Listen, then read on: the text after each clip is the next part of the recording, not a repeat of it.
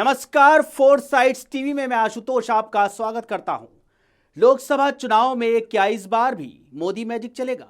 पिछली बार 303 सीट जीतने वाली भाजपा क्या इस बार अपना टारगेट पूरा कर पाएगी? सवाल यही है, क्या इस बार साउथ में मोदी मैजिक चलेगा? नमो इन तमिल पर उस हैंडल पर भी मेरी बात सुन सकते हैं और वो तमिल में सुन सकते हैं। मुझे उम्मीद है कि काफी हद तक 95% मैं कह सकता हूँ, काफी हद तक मैं इसके जरिए आप तक अपनी बात पहुंचाऊंगा। 282 फिर 303 सीटें जीतने के बाद भाजपा ने इस बार के लोकसभा चुनाव में 370 का लक्ष्य रखा है। यह टारगेट कोई छोटा मोटा टारगेट नहीं है।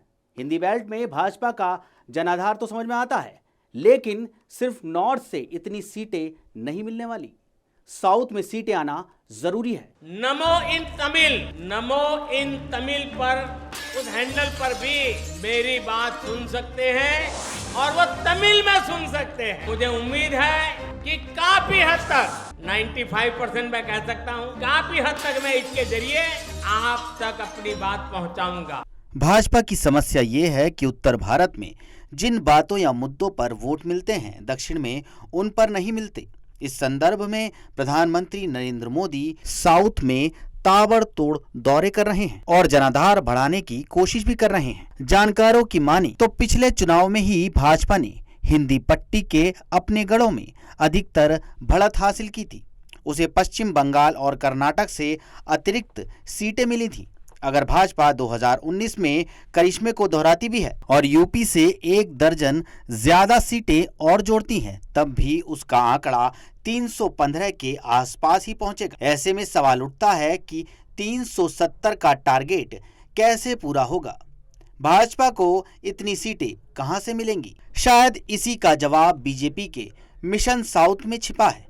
पार्टी वहां अपना विस्तार करना चाहती है। 5 दक्षिणी राज्यों यानी कर्नाटक, तमिलनाडु, आंध्र प्रदेश, तेलंगाना और केरल में लोकसभा की 130 सीटें हैं।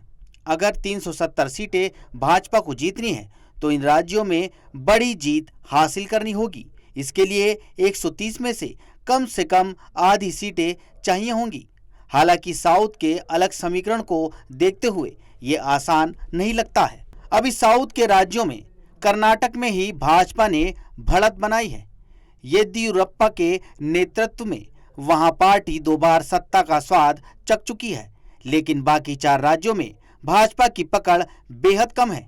पिछले लोकसभा चुनाव में तो भाजपा तमिलनाडु में एक भी सीट नहीं जीत सकी थी। हिंदी भाषी में तो देश मोदी मैजिक देख चुका है, लेकिन विंध्य क्षेत्र के दक्षिण में वो जादू नहीं दिखा है। दक्षिण को फतह किए बिना आधुनिक भारतीय इतिहास के पन्नों से नेहरूवादी विरासत को मिटाया नहीं जा सकेगा। नमो इन तमिल पर उस हैंडल पर भी मेरी बात सुन सकते हैं और वो तमिल में सुन सकते हैं। मुझे उम्मीद है कि काफी हद तक 95% मैं कह सकता हूँ, काफी हद तक मैं इसके जरिए आप तक अपनी बात पहुंचाऊंगा। ताजा तरीन खबरों में बने रहने के लिए देखते रहिए फोर साइड्स टीवी।